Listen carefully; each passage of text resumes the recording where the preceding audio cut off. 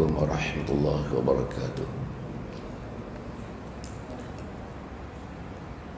Alhamdulillah nahmaduhu wa nasta'inuhu wa nastaghfiruh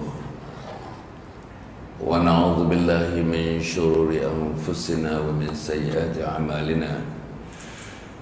Man yahdihillahu fala mudilla lahu wa man yudlilhu fala hadiya lahu. Asyhadu an la ilaha illallah wa asyhadu anna Muhammadan abduhu wa rasuluh. Allahumma salli wa sallim ala sayyidina Muhammad wa ala alihi wa sahbihi wa dhurriyyati ajma'in. Subhanaka la ilma lana illa ma 'allamtana innaka antal alimul hakim. Wa la hawla wa la quwwata illa billahil aliyyil azim. Qala rabbi shrah li sadri wa yassir li amri wahlul 'uqdatam min lisani yafqahu qawli. Qala Allah Ta'ala fi kitabil aziz. A'udzu billahi minasy syaithanir rajim. Walau anna ahlal qura amanu wattaqaw lafatahna 'alaihim barakatin minas sama'i wal ard. Walakin kadzdzabu wa akhadnahum bima kanu yaksibun. Shadaqallahul azim. Yang dimuliakan saudara pengacara kepada majlis ini, yang diraikan tuan pengerusi kepada masjid Surau Tukun bawah ini, kepada jawatan kuasanya yang dikasihi tuan imam, termasuk adik kita yang mengimamkan kita sebentar tadi, tuan Bilal, tuan Siap, saudara-saudara yang merupakan jiran dan anak qaryah kepada masjid ini, tuan-tuan dan puan-puan hadirin hadirat yang dimuliakan oleh Allah Subhanahu wa taala. Alhamdulillah kita dapat menghadirkan diri seperti mana yang disebutkan dan sedang duduk dalam taman-taman syurga Allah Subhanahu wa taala. Carilah mana pun taman dalam syurga ini tuan-tuannya. Antara taman yang paling indah disebut Nun, taman di Iran, taman di Holland, taman di Belgium, taman di Australia di Melbourne, taman di New Zealand di Auckland. Ini adalah merupakan taman-taman indah yang dikunjungi oleh manusia. Manusia boleh menempah tiket kapal terbang, naik kapal terbang 24 jam untuk sampai ke taman itu, semata-mata untuk menikmati cantiknya bunga-bungaan dan hiasan-hiasan taman tersebut. Saudara-saudara, ambillah saja taman tulips di Holland, di Belanda. Jutaan manusia daripada seluruh dunia, mereka belanjakan total agaknya billions untuk datang ke Holland, antaranya nak melihat taman-taman tulips itu. Itu taman yang dibina oleh manusia, yang direka cipta oleh manusia, yang didesain oleh manusia, yang dihias oleh manusia. Tapi ada taman yang tak nampak, unseen garden, yang saudara sedang duduk di dalamnya. Pasal taman ini tak nampak, tak kelihatan pada mata kita, akhirnya tak ramai sangat. Selalu saya menyebutkan, yang main taman ini daripada keseluruhan penduduk ni 1% or less than 1%. Less than 1%. Satu negara ni serupa saja. Pagi tadi saya menyampaikan satu kuliah subuh, tak payah sebut dalam masjid di mana. Di sini juga, di Pulau Pinang. Daripada yang hadir tuan-tuan, kebanyakan yang hadir umur 50, 60, 70 dan ada yang 84 umurnya. Tapi orang-orang ini, yang tua-tua ini, walaupun dia mewakili 1% daripada penduduk di kawasan itu, mereka hadir. Tapi seorang pun kosong. Anak-anak yang berumur antara 15 tahun hingga 25 tahun kosong. Serupa juga pada malam ini, kosong. Saudara-saudara, Malam ini kosong, malam lepas kosong, minggu lepas kosong, bulan lepas kosong, tahun lepas kosong. Dari mana anak-anak ini? Anak kita tuan-tuan, bukan anak siapa, anak kita. Anak kelahiran kita. Hak kita kandung 9 bulan, 10 hari. Waktu kita melahirkan mereka, nyawa puan-puan berada di hujung-hujung rambut puan-puan. Sakitnya melahirkan anak. Tapi saudara-saudara, mereka tidak tertarik. Sebab yang disebut-sebut dalam hadis, inilah taman syurga, taman syurga, taman syurga. Tapi is invisible, invisible garden. Tak nampak. Sebab itu saudara-saudara, yang nampak ini orang yang beriman. Yang nampak ini orang yang bertakwa. Yang nampak ini orang yang asasnya Islamnya yang subur. Barulah mereka nampak. Jadi yang nampak ni tuan-tuan, 1% or even less than 1%. Antaranya kita-kita yang hadir. Kata kita hanya representing 1% of the total population, Muslim population di Ceruk Tok Kun bawah ini. Sebab itu saudara, ini merupakan, pada saya lah tuan-tuan, pada saya ini merupakan satu perkara yang sangat-sangat dahsyat yang sedang berlaku. Apa kedahsyatannya? Anak-anak muda termasuk orang dewasa dan orang tua juga tidak berminat kepada agama. Saya gunakan perkataan, diorang tidak berminat, they are not interested in religion, tak berminat kepada agama. Kalau mereka berminat, penuh nih tuan-tuan, penuh nih penuh nih. Populasi yang ada di Ceruk Tok Kun bawah ini, masjid yang besar begini ni tak cukup nak tampung mereka, tak cukup. Tapi inilah yang berlaku. Saudara-saudara, saya mengatakan tuan-tuan, ini satu musibah, musibah akhir zaman. Kita tidak sayang pada agama, kita tidak kasih kepada agama, kita tidak cinta kepada agama.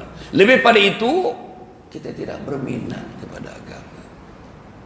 Contoh, suruh anak kita katakanlah tutup aurat, pasal itu ada kaitan dengan agama, mereka tak minat. Senang ke nak suruh isteri kita tutup aurat?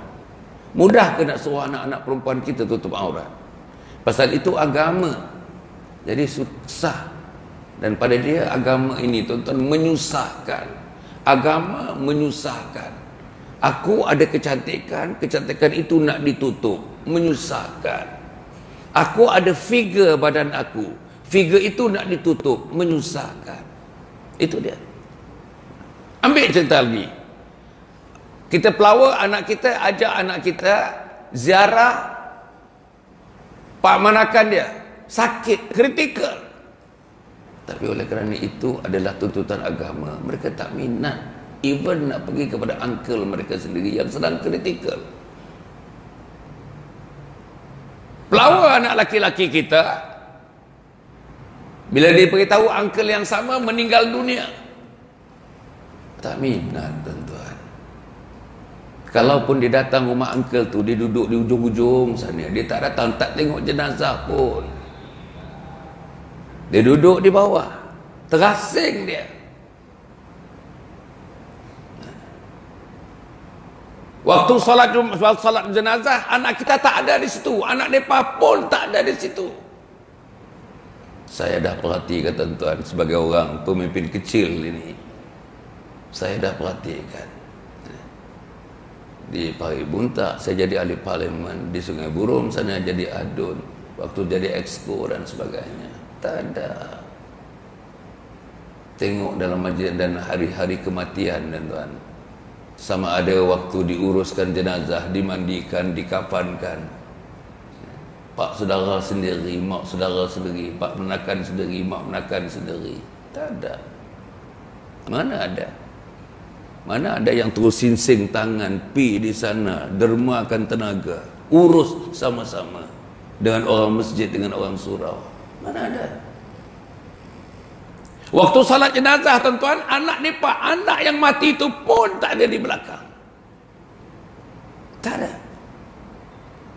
Kalau ada jenazah sampai di sini, saya kerap sebut tuan-tuan, jenazah sampai di masjid ini, katalah hari Jumaat, announcement dibuat. Tuan-tuan, selepas saja solat Jumaat ini, insya-Allah kita akan sembahyang jenazah. Jenazah seorang perempuan berumur 69 tahun yang meninggal, dan kita akan sembahyangkan, kemudian akan dikebumikan. Minta tuan-tuan tunggu selepas salat Jumaat.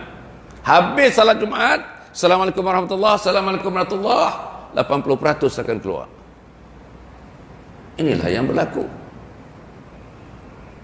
Sebagian daripada kita, suami-suami perempuan yang berumur sekarang 56 tahun, sekali pun tak pernah sembahyang jenazah. Apalagi anak-anak remaja, bila mereka nak sembahyang jenazah? Jadi akhirnya bila berlaku pada mak sendiri, ayah sendiri, tak ada anak kita, tak ada. Katanya kalau misalnya isteri mati, yang di depan mengimamkannya ialah suaminya, afdal suaminya. Mati ayah, mati mak, yang afdal mengimamkannya ialah anak-anaknya. Afdal, bukan imam masjid itu, anaknya lebih afdal. Imam masjid itu tidak ada hubungan darah, imam masjid itu tidak ada hubungan kekeluargaan, imam masjid itu tidak ada hubungan perkahwinan dengan orang yang meninggal itu. Yang ada hubungan darah, perkahwinan, hubungan darah, hubungan genetics ialah anak-anak mereka sendiri. Saudara, saya sebutkan ini, pada saya ini bencana lah tuan-tuan. Betul. Apa ke tidak bencana? Orang tinggalkan agama, tidak bencana ke tuan-tuan? Orang tinggalkan salat, tidak bencana. Orang tinggalkan salat sewenang-wenangnya. Nah, anak kita tinggalkan salat sewenang-wenangnya. Di mana mereka lah ni? Waktu ini, di mana ni? Saudara, anak perempuan kita masih menonton TV drama ni, drama after drama, drama after drama. Drama sebelum azan maghrib, habis azan maghrib saja, habis saja azan maghrib, sambung pula drama dengan klimaksnya. Berapa ramai anak kita. Jam saya sekarang sudah pukul 8.20, tak solat lagi tuan-tuan. Tak percaya, mari kita balik rumah, kita tengok apa jadi kepada anak-anak kita. Inilah yang berlaku, bencana. Dan tuan-tuan, kita balik, buka pintu rumah, tengok anak dekat televisyen, tengok anak lelaki dekat televisyen, isteri dekat televisyen. Kita balik daripada masjid, tak kata apa pun, tak tegur apa pun. Macam mana? Nanti tuan-tuan tengok dalam Facebook saya, ini live streaming, ini saya fikir ini live streaming, FB Live. Ada satu caption, saya dengan almarhum Datuk Hasanuddin Al-Hafiz, adik kepada Profesor Datuk Dr. Harudin, juga almarhum. Saudara, kita membincangkan mengenai, tuan-tuan, apa jadi kalau kita tinggal sembahyang? Azab meninggalkan salat. Tuan-tuan boleh tengok, baru saja video itu pun, sangat baru. Apa almarhum Datuk Abu Hasan Al-Hafiz kata? Saya quote apa dia kata, bahasa dia, saya quote bahasa dia. Tinggal satu semayang, tinggal satu, dia buat macam ni tangan tuan. Tinggal satu semayang, haji habis, umrah habis, amal ma'ruf habis, nahi mungkar habis, infak habis, sedekah habis, wakaf habis, zakat habis. Saudara, tinggal satu sembahyang. Sejak kita akil balik, tinggal satu sembahyang. Sejak kita umur 50 tahun, tinggal satu sembahyang. Sejak kita umur masuk 70 tahun, tinggal satu sembahyang. Saudara, saya masuk dan lontarkan satu hadis dalam sesi itu. Man taraka as-salata muta'ammidan faqad kafara jihara. Siapa yang meninggalkan salat dengan sengaja maka telah kafir terang-teranglah dia. Diulas oleh almarhum Datuk Asadin Al-Hafiz. Lama ulasan dia. Dokumentari itu hanya 12 minit saja. Dia ulas tentang kafir tu. Tinggal sembahyang dengan sengaja kafir. Dia ulas kafir itu. Saudara, bolehkah kita terus menerus hidup bersama insan-insan kafir di bumbung yang sama, di rumah yang sama, makan yang sama, meja yang sama, nasi yang sama, lauk yang sama, sayur yang sama, minum minuman yang sama? Boleh kan? Tapi saudara-saudara, saya nak mengatakan oleh kerana keadaan yang begitu, agama tidak penting dalam kehidupan, akhirnya kita terima itu sebagai sesuatu yang kita patut hidup di dalamnya. Begitulah kita hidup di dalamnya. Saya kerap menyebutkan, hampir tiap minggu saya bagi khutbah. Saya nak tanya puan-puan, benda ni pun saya timbulkan tadi, kuliah subuh tadi. Bila masanya dalam hidup puan-puan setelah berkahwin dengan suami, satu hari Jumaat, setelah solat Jumaat, suami balik, kita makan bersama, makan tengah hari, bersama dengan perempuan, bersama dengan anak-anak yang lain. Suami yang mana cerita tentang khutbah yang didengarnya pada hari itu? Suami yang mana sebelum memulakan makan menyebut isi utama, main points kepada khutbah yang disampaikan, dan apa tindakan kita sebagai family untuk menyambut cadangan khutbah itu? Adakah? Adalah, tak ada, atau perempuan jawab sendiri sajalah. Di mana perempuan nak dapat sos ilmu agama ni? Di mana? Sejak kahwin dengan suami, ada suami tak pernah beli, sebutir pun tak pernah beli buku agama. Satu pun tak ada.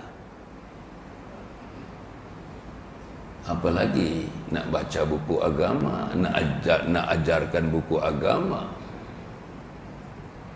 Inilah yang berlaku. Suami tidak mampu memberikan agama, adakah suami orang yang sama membawa isterinya datang ke majlis-majlis agama seperti ini? Saya yakin di Bukit Mertajam ini hampir semua masjid-masjid utama yang saya tengok di Kulim, yang saya lihat di Kepala Batai, tuan-tuan, ikut dia punya skrin, dan dia bagi kita helayan-helayan tu pula tiap-tiap hari, 30 days a month, 7 days a week, ada kuliah agama. Kuliah agama secara kita sedar tak sedar terbagi kepada kuliah akidah, kuliah syariah, kuliah akhlak. Lengkaplah sebagai pancang-pancang utama untuk kita mengetahui dan melaksanakan Islam dalam hidup. Tapi mana pergi ilmu-ilmu itu? Mana pergi ilmu itu? Tidakkah kita perlu menyampaikannya? Balighu anni walau ayah, sampaikanlah walaupun satu ayat. Dengar khutbah suami kita setiap minggu, satu ayat. Satu khutbah dalam 25 minit, khutbah kedua tu dalam 7 minit, satu ayat. Sebab itu saudara yang dimuliakan sekalian, saya nak cerita ni tentang musibah. Inilah musibah akhir zaman. Musibah dalam keluarga, musibah dalam masyarakat, musibah dalam masyarakat yang besar namanya umat Muhammad sallallahu alaihi wasallam. Dan tuan-tuan dan puan, yang peliknya musibah ini kita tak berasa yang itu musibah. It is a musibah, we don't feel it is a musibah. Musibah. Tapi kita tidak merasakan, suami tak merasakan itu musibah, isteri tidak merasakan itu musibah, ayah tak merasakan itu musibah, anak tidak merasakan itu musibah. Akhirnya business as usual, macam biasa saja. Bolehkah kita bertemu dengan Allah dalam keadaan seperti biasa begitu? Tak berapa nak salat, bolehkah bertemu Allah? Tak berapa nak sayang Allah, bolehkah bertemu Allah? Tak berapa nak menyayangi Nabi-Nya Muhammad sallallahu alaihi wasallam. Bolehkah kita bertemu Allah? Saudara, tidak melakukan kerja-kerja untuk menyelamatkan keluarga daripada api neraka, bolehkah kita bertemu dengan Allah? Saudara, tak datang masjid, bolehkah kita bertemu dengan Allah? Tak duduk majlis ilmu, bolehkah kita bertemu dengan Allah? Saudara, tak tahu sebarih pun, tuan-tuan boleh test anak-anak kita, imtihan anak-anak kita. Kalau ada di antara mereka umur 30-40, boleh baca satu ayat daripada doa-doa. Satu doa pun memang tak hafal. Bolehkah kita bertemu dengan Allah? Secebis ayat Quran pun mereka tidak hafaz. Bolehkah kita bertemu dengan Allah? Qul ya ayyuhal kafirun qul Allahu ahad. Qul ya ayyuhal kafirun qul Allahu ahad. Itu pun tak betul bacanya. Mula saja baca tak betul. Qul. Tadi adik punya bacaan punya sedap tadi tuan. Qul huwallahu ahad. Tak betul. Bukan qul. Qul, qaf, qaf, qaf. Bukan ahad. Ahad, ahad, ahad. Bukan ahad. Ahad, ahad, qalqalah kubra. Bukan Allahus samad. Samad tak betul. Bukan sin, sad. Allahus samad. Allahus samad. Lam yalid walam yulad walam yakun. Ada yang baca walam yakun lahu. Tak betul. Walam yakun lahu, tak betul.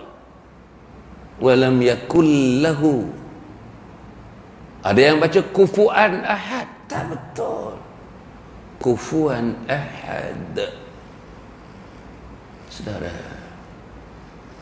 bila ayah-ayah, puan-puan sebagai isteri melihat ayah mengajar anaknya membaca Fatihah, mentasmik, membetulkan Fatihah anaknya, mendengarkan bacaan Fatihah isteri yang tak pernah didengar. Isteri dalam solat mereka membaca Fatihah, membaca ayat-ayat dan Fatihah secara sir. Sir maknanya dia saja yang dengar. Jadi selama-lamanya kita tak pernah dengar bacaan Fatihah isteri. Dah kahwin 37 tahun dah. Betul ke tak betul bacaannya? Tak betul bacaannya, Allah tanya suaminya. Inilah yang kita kena fikir. Saya balik kepada musibah. Musibah tuan-tuan. Dan musibah ini lebih besar. Saya nak refer sekarang ni pada musibah yang sedang berlaku di seluruh dunia sekarang ini. Apa dia? Coronavirus. Di mana coronavirus? Negeri China. Di mana negeri China? Di Wuhan. Daerah mana Wuhan itu? Provinsi mana? Hubei.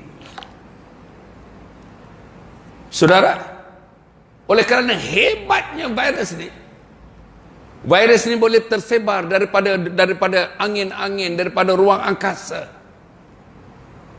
melalui drops, melalui titis-titis kecil yang tak dapat dilihat dengan mata, bertaburan seluruh angkasa.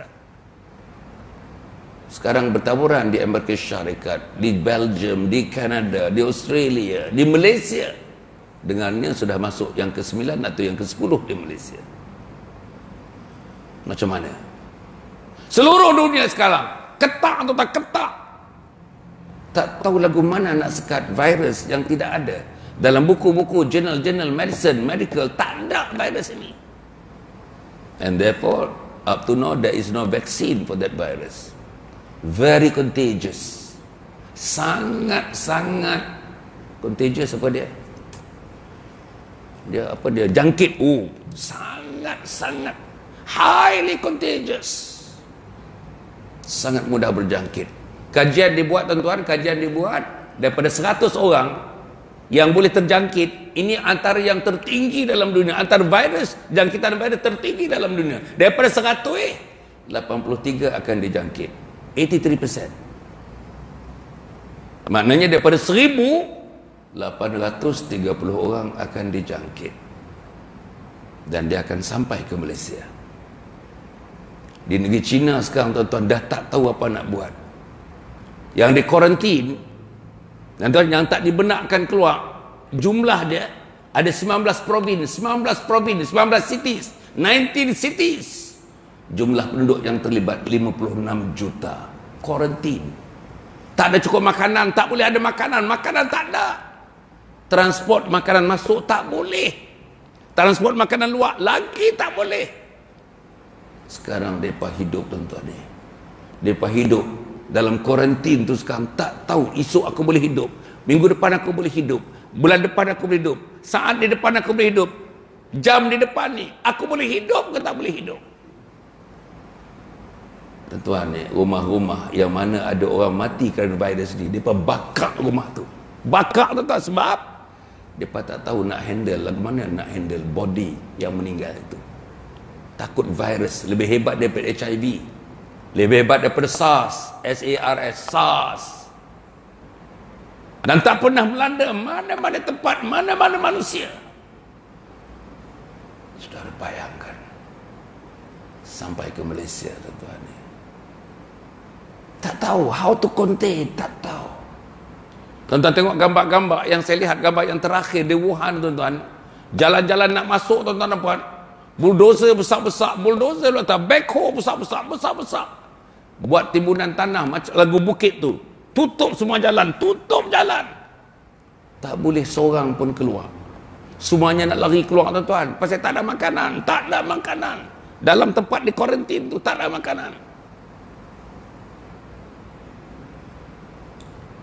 Saudara, terbayangkan ya, sejak berapa hari bulan hari tu, 14 ke 14 Januari ke, makanan tak ada untuk 56 million penduduk Malaysia. 36 million tuan-tuan, ini 56 million ada kuarantin. Dan bila saja you bayangkan 56 million kuarantin, hampir semuanya tuan-tuan bayangkan the virus di angkasa, virus daripada batuk, virus daripada bersin, virus daripada tai, kencing. La haula wala quwata illa billah. Inilah yang saya bacakan tadi. Walau anna ahlal qura amanu wattaqau lafatahna alaihim barakatim minas sama'i wal ard walakin kadzabu fa akhadnahum bima kanu yaksibun. Kalau penduduk itu bertakwa kepada Allah, Allah akan selamatkan mereka. Kalau mereka ingkar kepada Allah, mereka kufur kepada Allah, nanti fatarabbasu hatta ya'ti Allahu bi amri, tunggu kata Allah hingga aku mendatangkan balasan aku kepada mereka. Jadi tuan-tuan, inilah tuan-tuan, inilah Allah Subhanahu wa taala, balasan Allah. Allah tak perlukan tentera, Allah tak perlukan tentera tuan-tuan. Allah tak perlukan jet pejuang, Allah tak perlukan B-1 bomber, Allah tak perlukan kapal selam, Allah tak perlukan kapal-kapal yang sophisticated yang dibuat oleh Amerika, yang dibuat oleh Britain, yang dibuat oleh Perancis, yang dibuat oleh Rusia. Tak ada. Allah datangkan tenteranya dalam bentuk unseen. You cannot see the virus using your naked eye. Tak boleh tengok. You need to see by using microscope. Kerana dia microbiology, organism kecil yang tak dapat dilihat. Itulah tentera-tentera Allah. Itulah tentera-tentera Allah. Saya nak kaitkan macam mana tuan-tuan di komunis China, macam mana zalimnya kepada masyarakat Uyghur, masyarakat Islam yang diletak dalam camp. Cabut daripada cabut tangan, cabut kuku, letak dekat electric chair. The rest of the people laughing. Isteri-isteri diperkosa, suami diletak di tahanan. Anak-anak tak tahu di mana anak-anak kecil kita. Kepada orang-orang Islam di China, di provinsi Xinjiang, orang Uyghur, Allah datangkan balasan. Sehingga ini tuan-tuan, ini Ada satu kawasan, satu provinsi, yang lain semua ada jangkitan. Satu provinsi saja. Belum ada satu jangkitan pun, yaitu di Xinjiang ni, di mana orang Uyghur tak ada seorang pun kena virus. Tak ada lagi. Sebab itu saudara, inilah yang sekarang ditakuti seluruh dunia. Tak pernah ada dunia mengambil tindakan mengkuarantin rakyatnya 56 juta. Tak pernah. Tak pernah ada orang dunia, masyarakat dunia, pemimpin dunia mengambil dalam langkah yang very drastic. Bunuh semua, bunuh semua binatang-binatang, haiwan-haiwan yang mereka makan itu. Kelawak mereka makan, tikus dia makan, anjing dia makan, kucing dia makan, ular dia makan, janin dia makan. Saudara, dan dilaporkan pakar-pakar mengatakan virus itu daripada ikan. Most probably daripada kelawak itu, kelawak dia buat sup kelawak.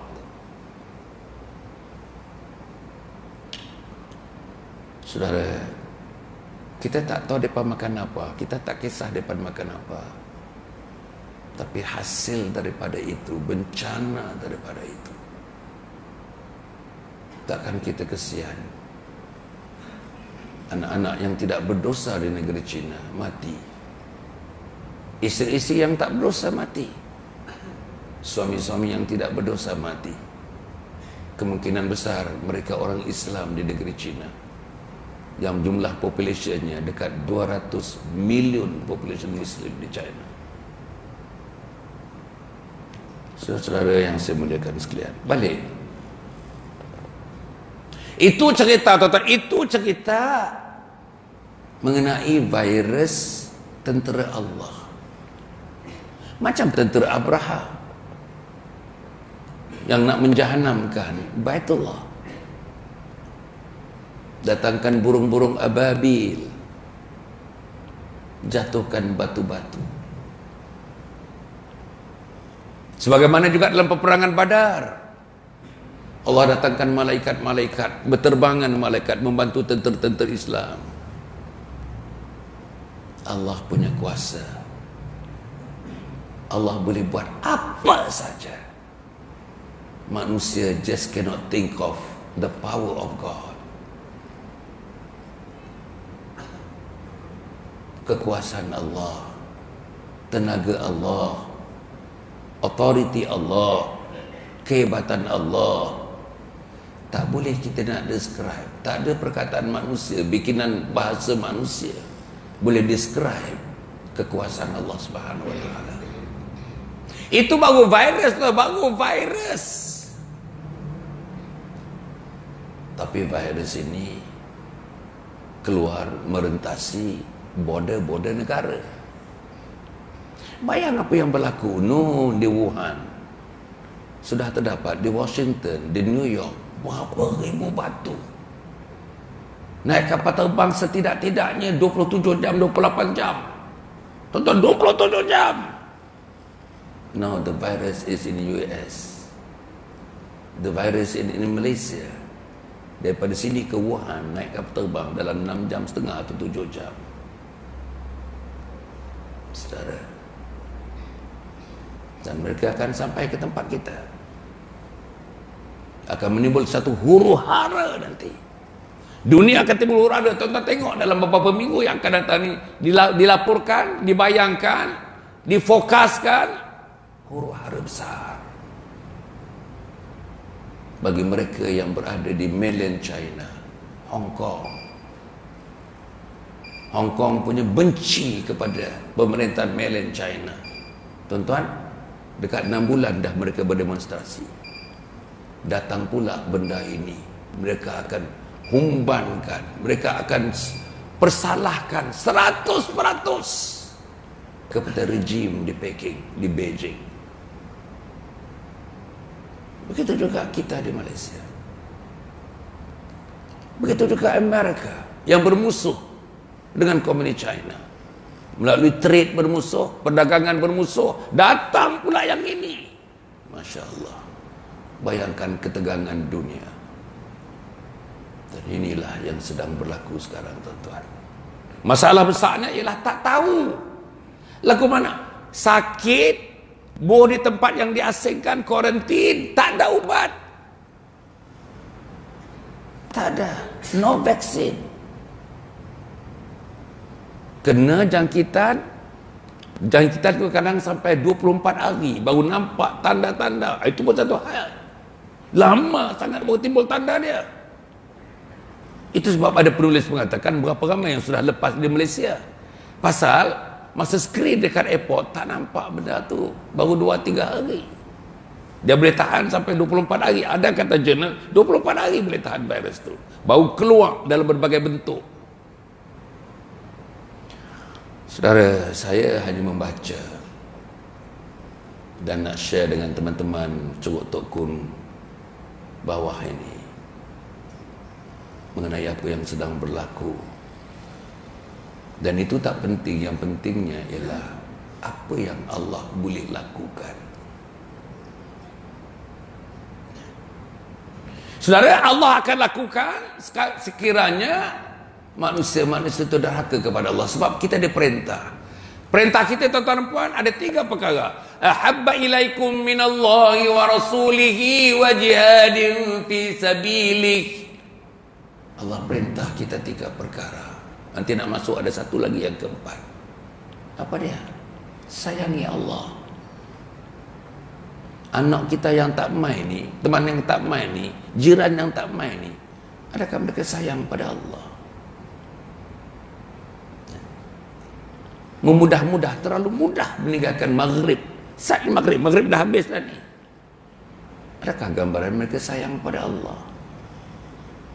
Saudara, derhaka kepada mak, derhaka kepada ayah. Tak ada anak yang tidak derhaka. Sebab kata kata kata jangan pada mak ayah.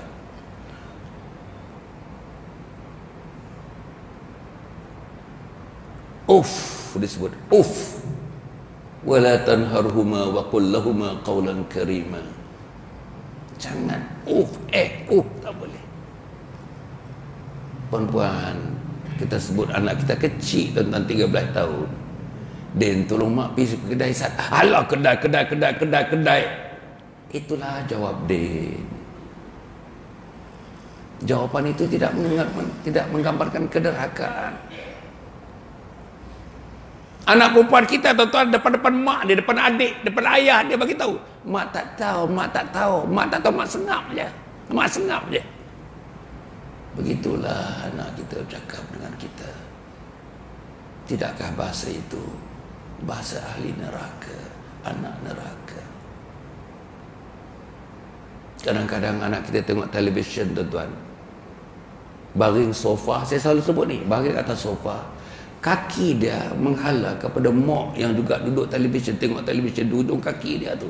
Anak ni baring di atas sofa, bagi itu, kaki lunjak lagu tu, mak di hujung tu. Masya Allah. Scene ini tak mungkin berlaku dalam zaman saya dulu. Zaman saya nak lalu belakang mak, mak sedang borak-borak, bercakap-cakap dengan neighbors, datang rumah, saya lalu belakang, sebut lagi, makcik, saya lalu belakang, makcik, saya lalu belakang. Lalu belakang, tunduk lagi, tuan-tuan, tunduk lagi. Saudara, anak kita tunduk pada siapa? Anak kita punya tak suka kepada mak, tak suka kepada ayah.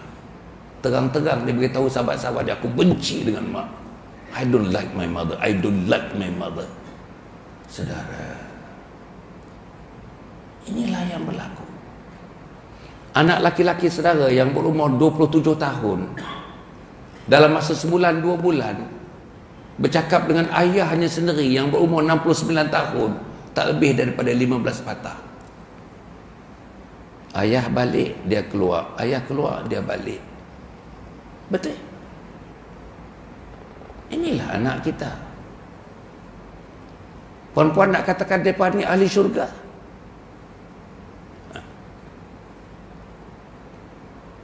Belum cerita lagi anak-anak yang menghamba abdikan ibu-ibu mereka. Saya pergi menziarah sebuah rumah selepas Isyak. Saudara, isteri yang berumur lebih kurang dalam 60, awal 60. Itu malam saya pergi selepas Isyak.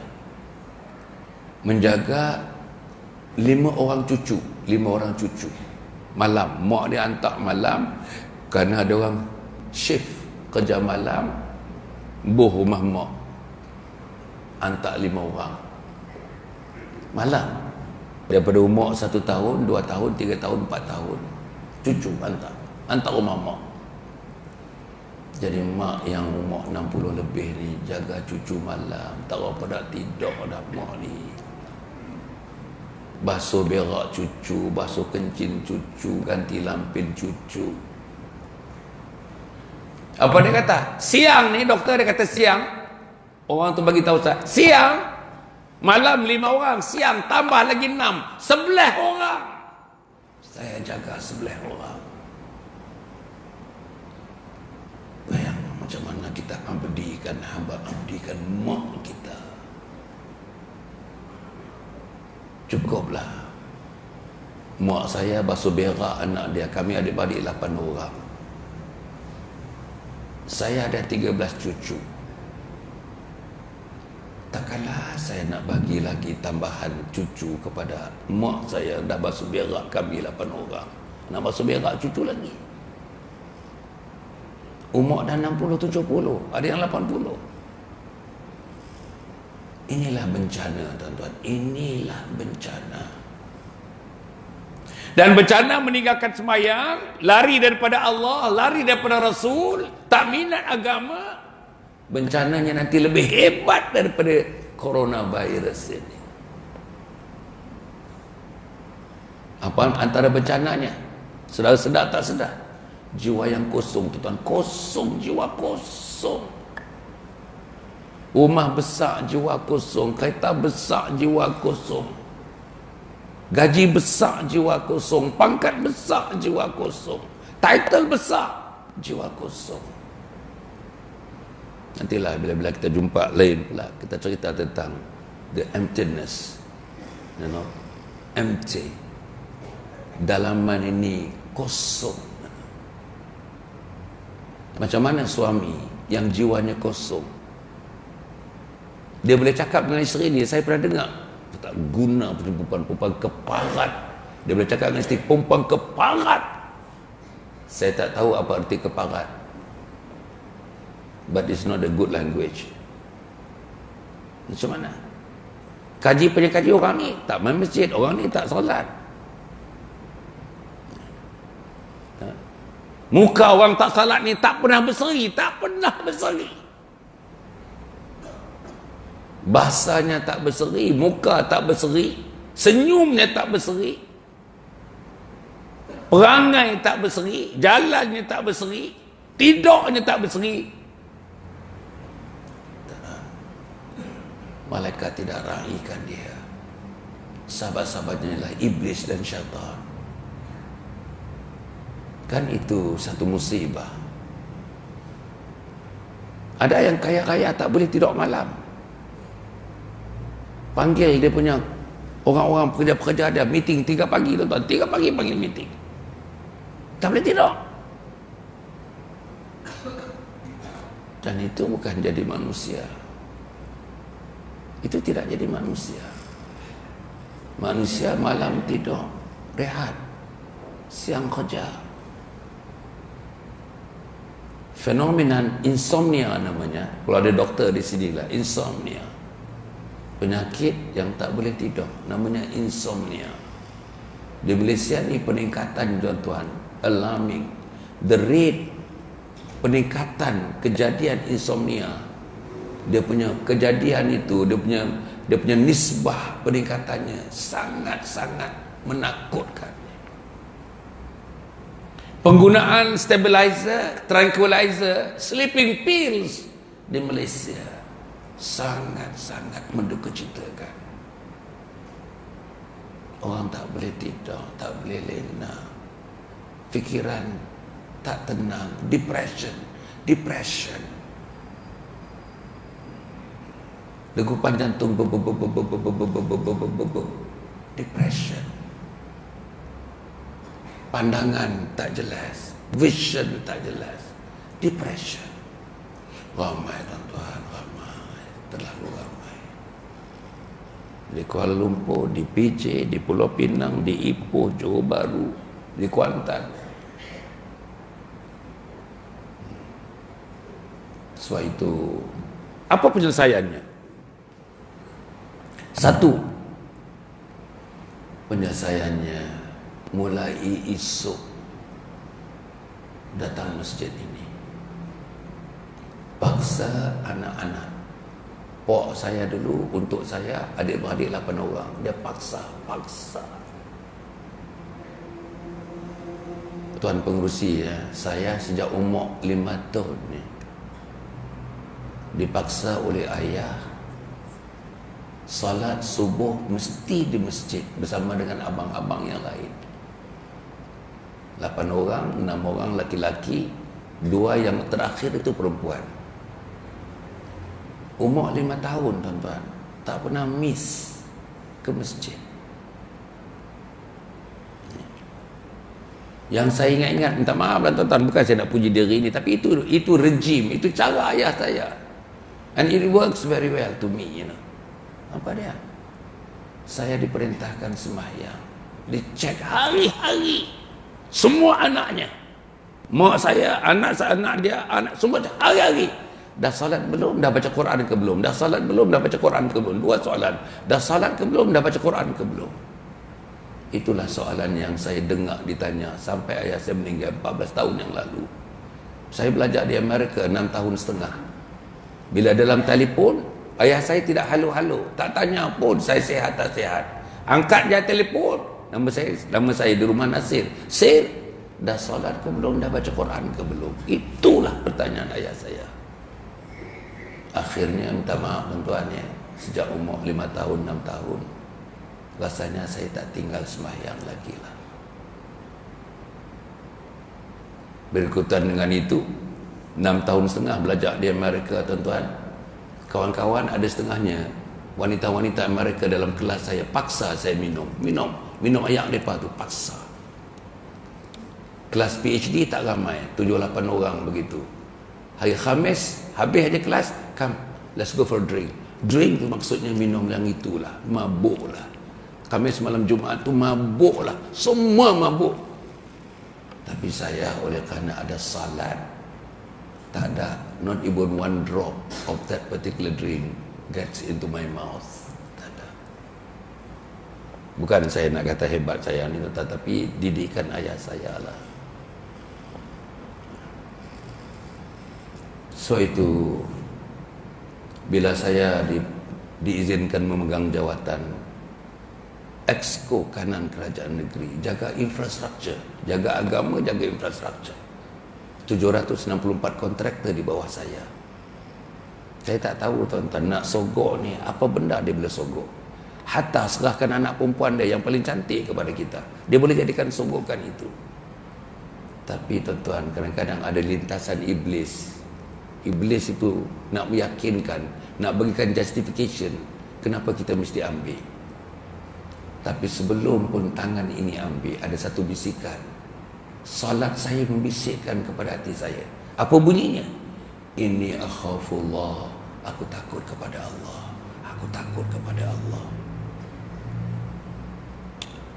Sebab itu saudara, kalau bisikan yang sama ada kepada seluruh pejabat-pejabat awam daripada atas sampai bawah, Malaysia ni menjadi negeri yang terkaya, lebih kaya daripada Kuwait, lebih kaya daripada Arab Saudi, lebih kaya daripada Qatar. Tapi oleh kerana tak ada bisikan ini akhafullah, aku takut kepada Allah, Mana mungkin Malaysia negeri kaya? Tuan-tuan, sekarang ni tengok Indonesia bangun, tuan-tuan. Indonesia bangun sekarang. Laporan daripada Bank Dunia menunjukkan untuk 10 tahun yang akan datang di Asia ni, leading nanti Indonesia. Hebat kata Indonesia, sangat hebat.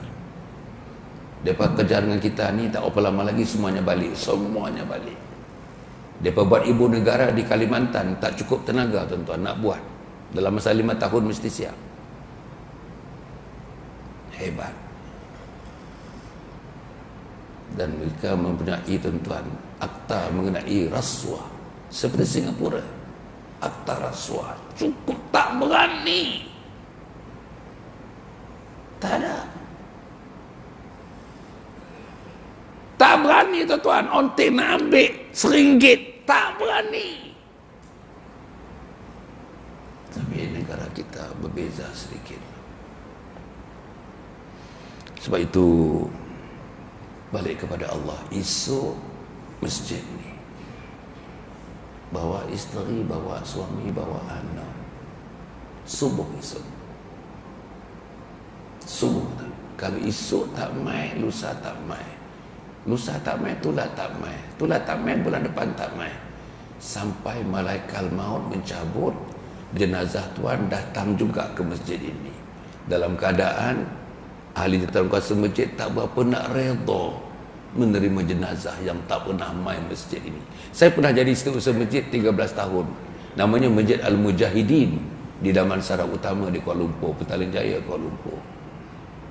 Dan bila ada kematian, soalan yang ditanya, yang mula-mula teman-teman tanya, dia main masjid tak? Orang tu main masjid ke tidak? Orang masjid ke tidak? Kalau kata tak berapa nak main masjid, tak pernah nampak muka masjid, nampaklah tu tuan, berkedut nampak. Itulah yang berlaku. Nombor dua, tuan-tuan, main masjid, duduk dalam majlis ilmu, pakukan diri kita di sini. Tarikan lepas sembahyang, katakanlah datang masjid sini, lepas sembahyang maghrib nak balik. Lawan. Inilah jihad. Memang nak balik, tak tahu apa pun nak balik. Padahal ada ceramah, padahal ada aircon, padahal ada kipas, padahal ada wall to wall carpet, padahal bersih. Rumah kita pun tak sebersih masjid ini. Tapi nak balik. Macam mana, saudara? Ada orang yang badan di sini, hati tidak di sini. Saya tengok jam. Macam mana, tuan-tuan? Apa kita tak sabar bila dengar penceramah agama? Apa kita tak sabar bila dengar komen-komen daripada mereka yang sahih komennya mengenai kita ini? Kita tak solat, disebut kita tak solat. Apa masalahnya? Fakta ni kita tak solat. Tapi yang kita marah orang kata kita tak solat, pasal apa? Sebab solat bukan lagu makan.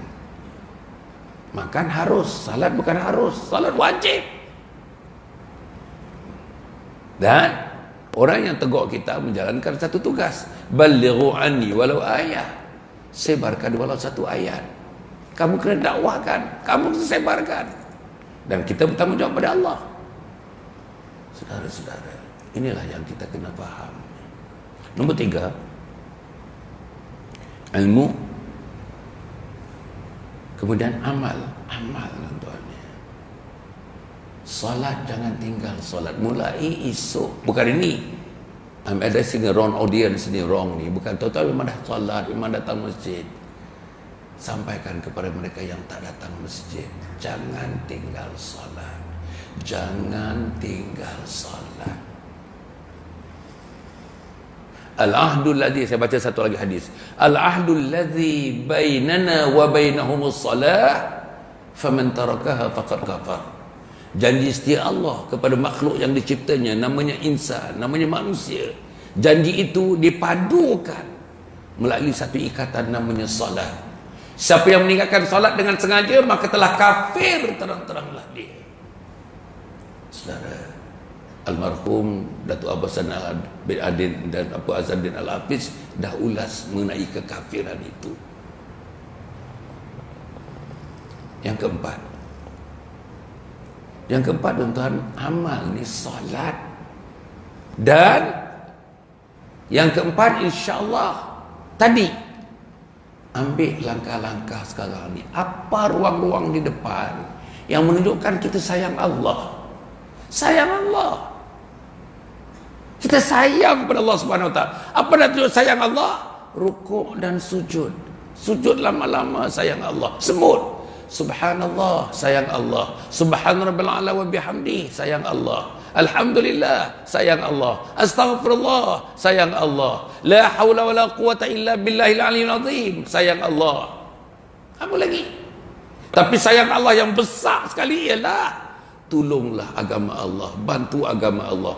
Ya ayyuhalladzina amanu in tansurullaha yansurkum wa yuthabbit aqdamakum. Wahai orang-orang yang beriman, bantu agama Allah, bantu agama Allah, bantu agama Allah. Hidupkan agama Allah. Coba tokun bawah ini, hidupkan agama Allah. Di kalangan anak-anak kecil, di kalangan anak remaja, di kalangan orang dewasa, di kalangan orang tua. Hidupkan agama Allah. Pasti Allah akan hidupkan hati-hati kamu.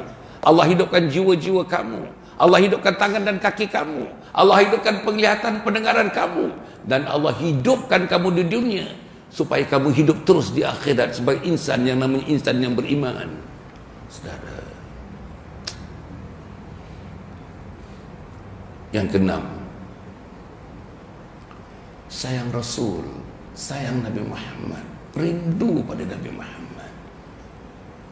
Ada tak berasa rindu pada Nabi Muhammad? Nak jumpa Nabi Muhammad, nak jumpa. Tapi kalau kita berasa nak jumpa, Nabi tak berapa nak jumpa kita. Pasal kita tak ikut cara hidup Nabi. Pertama, kita tak kenal Nabi. Kalau saya panggil lah anak tuan-tuan, suami ke siapa ke, mai sini 5 minit. Cerita satu tajuk, 5 minit saja. Nabi sebelum dapat wahyu. Cerita sikit. Nabi Muhammad sebelum dapat wahyu. Siapa yang boleh cerita?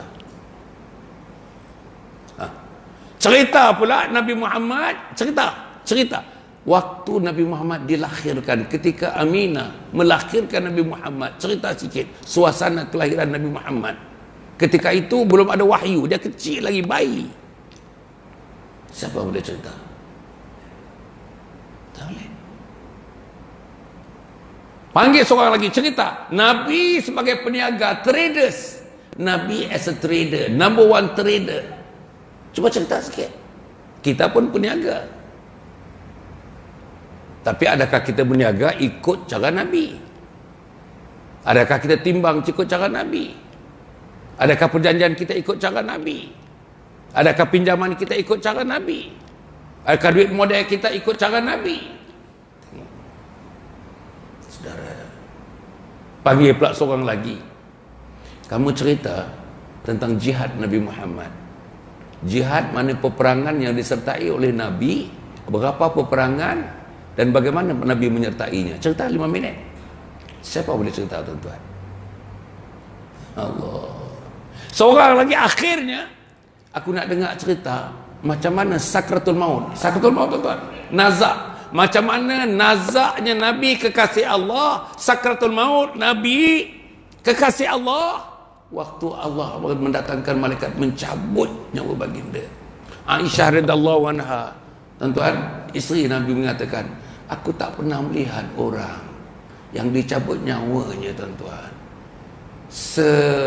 seseksa kekasih Allah ni, seseksa seksaan yang dirasakan oleh ayahandaku Rasulullah sallallahu alaihi wasallam. Ini hadis. Macam mana tuan-tuan? Cerita, cuba cerita sikit. Kalau kita tak boleh cerita tu semua, persoalannya kita kenal Nabi Muhammad, kita sayang Nabi Muhammad, dan kita rindu tak pada Nabi Muhammad untuk bertemu dengan baginda, untuk mendapatkan syafaat daripada baginda, pasport untuk berdiri di pintu syurga. Nombor 6, nombor 7. Nombor 7 tuan-tuan, apa yang kita nak lakukan insya-Allah. Kalau tidak, syarahan ni tak gunalah tuan-tuan. Saya datang daripada Kuala Lumpur dekat 5 jam memandu datang kemari tuan-tuan. Kalau misalnya masuk tengah kanan, keluar tengah kiri begitu saja, tak ada tindakan apa-apa pun, tak solat terus tak solat, derhaka pada Allah terus derhaka, derhaka pada suami terus derhaka, derhaka kepada ibu dan ayah terus derhaka, tak kisah nak didik isteri terus tak kisah nak didik isteri, tak kisah nak didik anak terus tak kisah nak didik anak, tak pernah sekali pun mengimamkan solat ayah jadi imam di depan, tak pernah sekalipun. Tuan-tuan, ramai wanita-wanita yang datang jumpa saya, antara soalan yang saya tanyakan, puan dah kahwin 37 tahun, ada yang dah kahwin 16 tahun, ada yang kahwin 39 tahun, ada yang kahwin 46 tahun. Dia kata, doktor, suami saya minta maaf lah saya nak sebut, sekali pun tak pernah mengimamkan kami di rumah bersama anak, sekali pun tak pernah. Macam mana?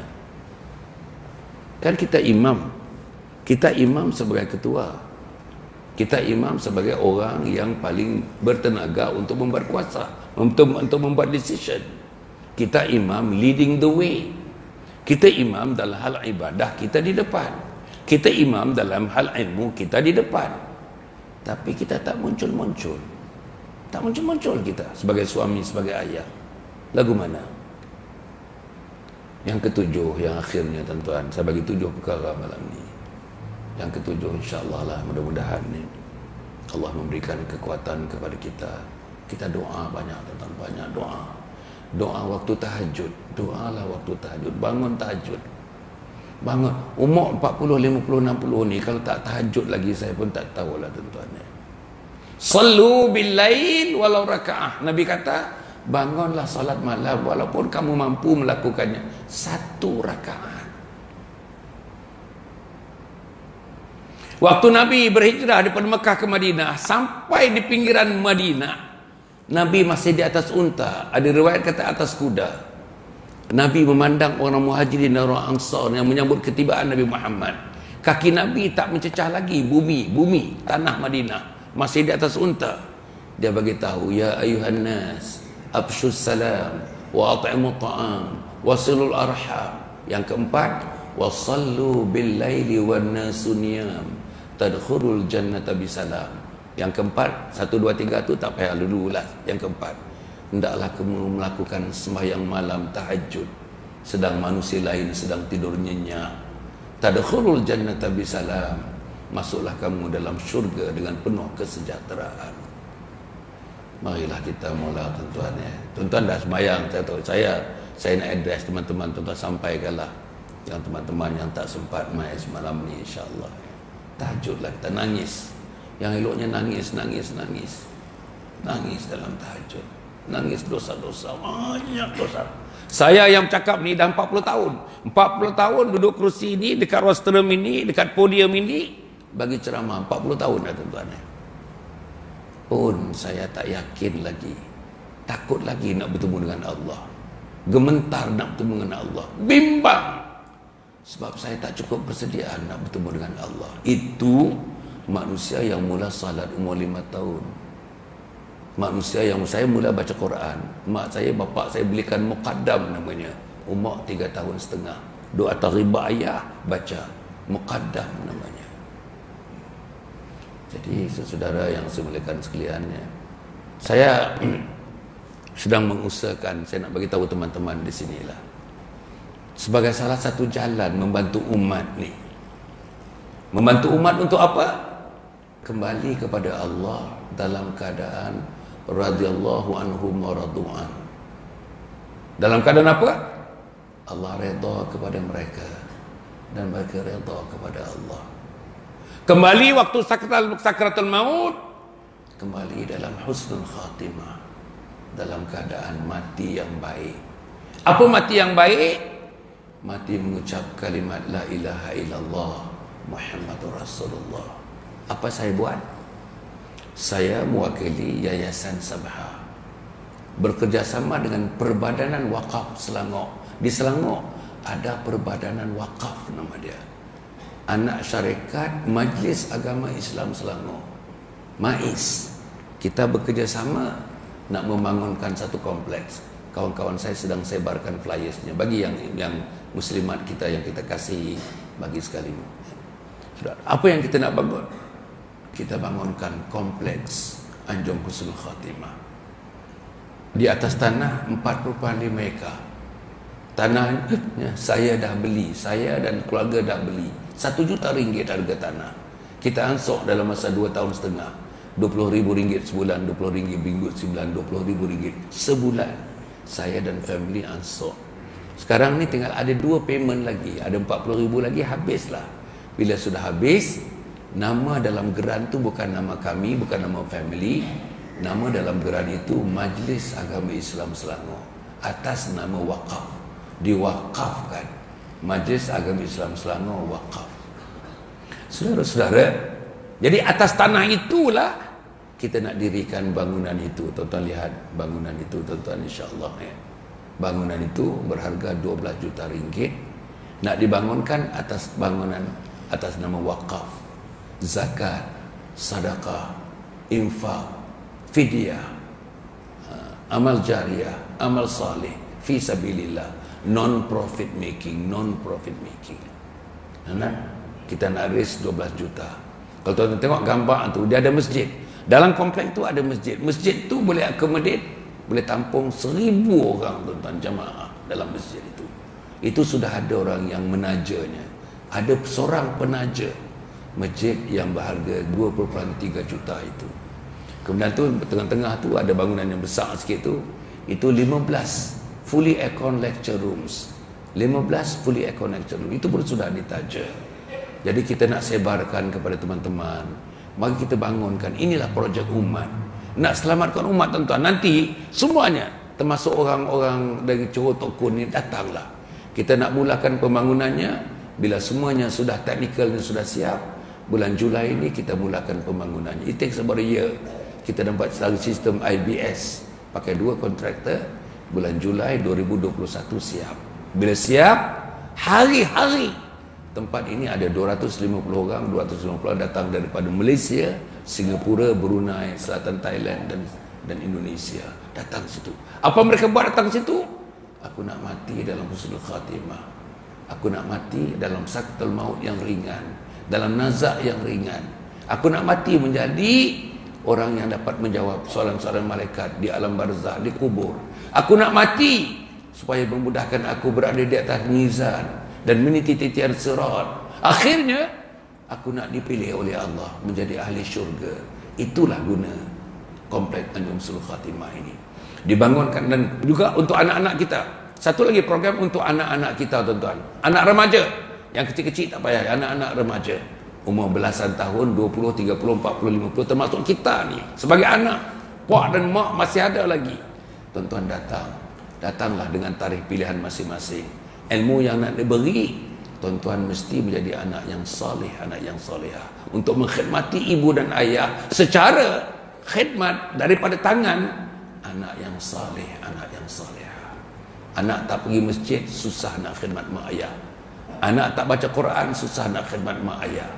Anak yang tidak menghormati mak dan ayah, susah nak memberikan khidmat terakhir sebagai anak yang beriman untuk menghormati ibu dan ayah. Inilah yang kami buat secara non-profit making. Tuan-tuan, insya-Allah kita nak buka seluas-luasnya kepada masyarakat. Sebab itu saya pergi, tuan-tuan, tiap-tiap malam untuk mengatakan, tuan, tiap-tiap malam. Tak ada gagal lagi. Kuliah subuh, kuliah duha, kuliah maghrib, kuliah subuh, kuliah duha, kuliah maghrib. Kita dah berada 5 hari di sini, esok balik Kuala Lumpur. 3 hari di Kuala Lumpur dengan program di Kuala Lumpur. Terus pula kita pergi ke Perak. 5 hari di Perak. Balik kita akan pergi ke Batu Pahat di Johor, 3 hari di sana. Pusing. Saya ada isteri macam orang lain. Saya ada anak macam orang lain. Saya ada cucu macam ada orang lain. Saya ada tanggungan di sana macam orang lain. Tapi saya ada tanggungan dengan Allah seperti juga orang lain. Saya mesti sempurnakan tanggungan saya dengan Allah Subhanahu Wa Taala. Untuk saya sendiri, mati dalam husnul khatimah sesuai dengan doa yang dibaca. Allahumma khtim lana bi husnul khatimah wa la takhtim alaina bi su'il khatimah. Tuan-tuan, di depan saya ni, ini buku yang terbaru saya tulis. Ini tuan-tuan, ini buku yang ke-41. Saya dah tulis 41 buku. Daripada sejak 35 tahun dulu saya tulis buku, tuan-tuan, sampai lah ni. Buku ni tajuk dia, Khidmati Ayah Bonda Hingga Akhir Hayat. Khidmati Ayah Bonda Hingga Akhir Hayat. Saya hendak anak-anak kita menjadi anak yang soleh, anak yang soleha. Saya hendak anak saya, anak tuan-tuan, anak perempuan, anak inilah yang akan memimpin tangan kita di akhirat, pimpin tangan ayah, pimpin tangan mak menuju pintu syurga Allah Subhanahu Wa Taala. Artinya mestilah anak yang beriman. Ini seluruhnya tuan-tuan, ada 9 chapter, 9 bab.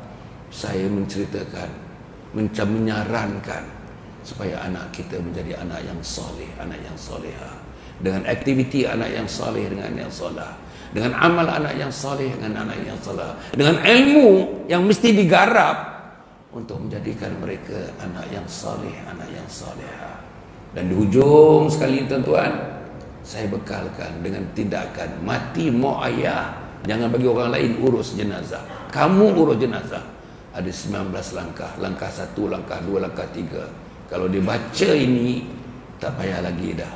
Hanya masjid dan surau ni akan mengepalai saja membuat, tapi tangan-tangan anak lah yang mengurus jenazah mak dan ayah.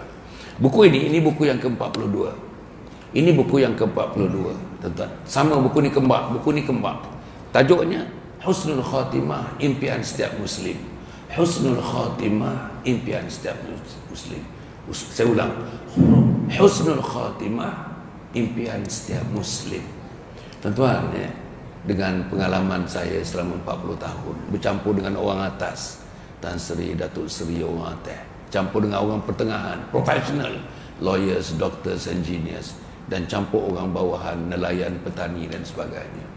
Saya dapati semuanya termasuk saya tak bersedia untuk bertemu dengan Allah.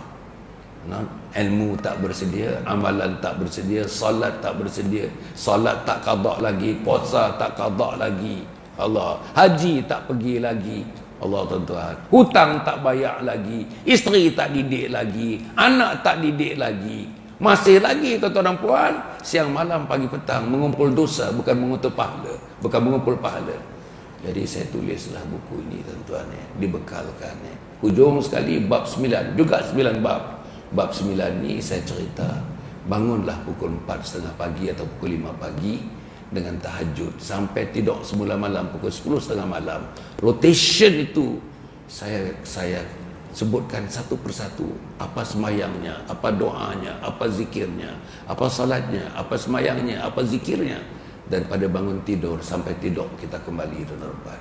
Inilah satu usaha untuk kita mati dalam husnul khatimah. Semuanya ni tuan-tuan, saya tulis buku ini, saya cetak buku ini, saya karang buku ini, saya edak buku ini. Hasil daripadanya sehingga ini saya tidak ambil satu sen pun. Seluruhnya saya sumbangkan kepada anjung husnul khatimah. Inilah ikhlas yang terakhir sumbangan saya. Kalau ini jadi legacy nanti dengan tanah yang 40 ekar yang 1 juta itu tuan-tuan, untuk didirikan anjung husnul khatimah. Itulah sumbangan saya kepada umat Muhammad sallallahu alaihi wasallam. Moga ini mendapatkan penghidupan di sisi Allah dan dimatikan saya dalam husnul khatimah dan dibukakan pintu syurga buat saya insya-Allah. Jadi tuan-tuan dan puan, yang ini ada di luar di sana. Saya tak tahu di mana di luar. Pak Saleh, di mana di luar? Pak Saleh, di bawah ke? Di bawah, di luar sana. Jadi tuan-tuan, tabung-tabung pun ada, tabung anjung husnul khatimah pun ada. Sumbanglah. Tuan-tuan boleh menyumbang. Tuan-tuan yang dapatkan kita punya flyers tu, brochures tu, tuan-tuan tengok ada nombor akaun di situ. Masukkanlah tuan-tuan. Masuk sama ada wakaf, sama ada zakat, sama ada fidyah, sama ada sedekah, sama ada infak. Masukkanlah tuan-tuan insya-Allah. Pastinya dengan Perbadanan Wakaf Selangor, insya-Allah duit itu tetap sennya selamat dan akan dibelanjakan untuk mendirikan kompleks yang kita sebut sebagai anjung husnul khatimah.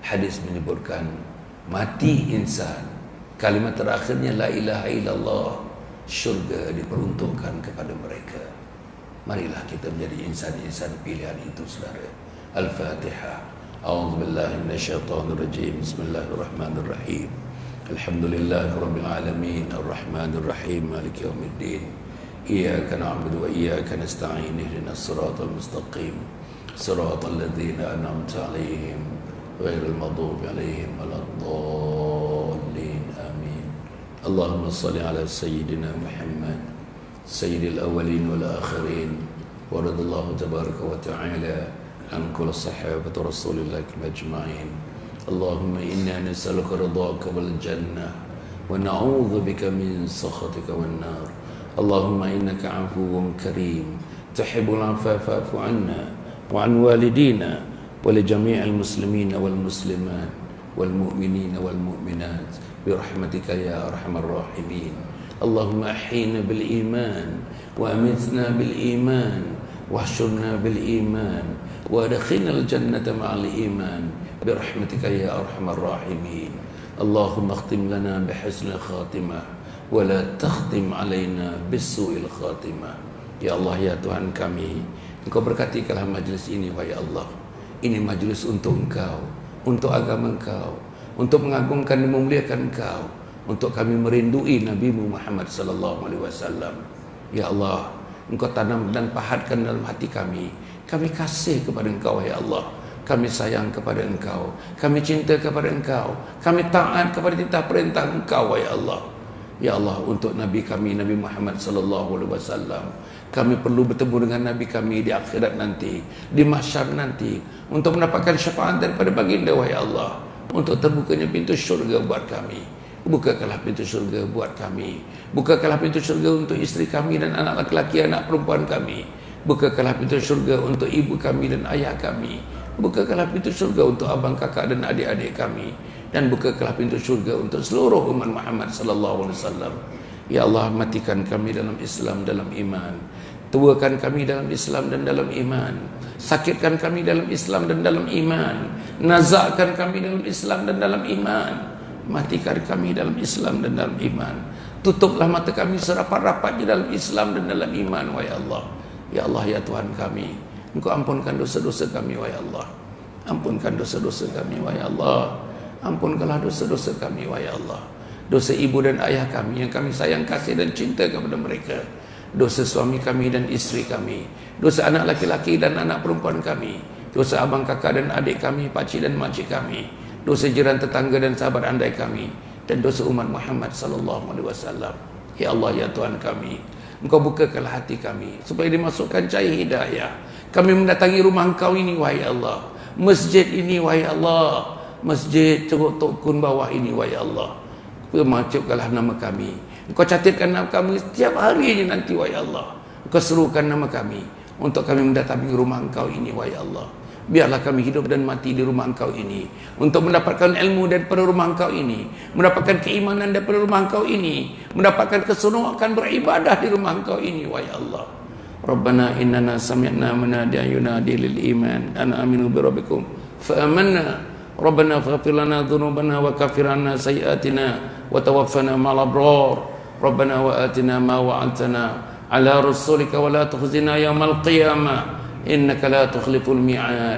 Rabbana atina fid dunya hasanah wa fil akhirati hasanah wa qina 'adzaban nar. Wa sallallahu alaihi wasallam Muhammadin wa ala alihi wa sahbihi ajma'in. Subhana rabbika rabbil izzati amma yasifun wa salamun alal mursalin walhamdulillahi rabbil alamin. Taqabbalallahu minkum. Tuan sekalian, terima kasih. Mudah-mudahan kita berjumpa lagi. Doakan tuan saya selamat, saya sehat. Doakan kita boleh lagi berpusing seluruh perputaran alam ini untuk kita menarik umat Muhammad ke syurga Allah Subhanahu wa taala. Jumpa lagi tuan-tuan. Kalau tuan-tuan dengar saya dah tak ada lagi, teman-teman saya semua dah pergi dah. Teman-teman forum pertama Ehwal Islam semua dah pergi. Kalau saya pun pergi, tuan-tuan sedekahkanlah sepotong Fatihah buat saya, memudahkan saya berada di alam barzah nanti, insya-Allah. Wassalamualaikum warahmatullahi wabarakatuh.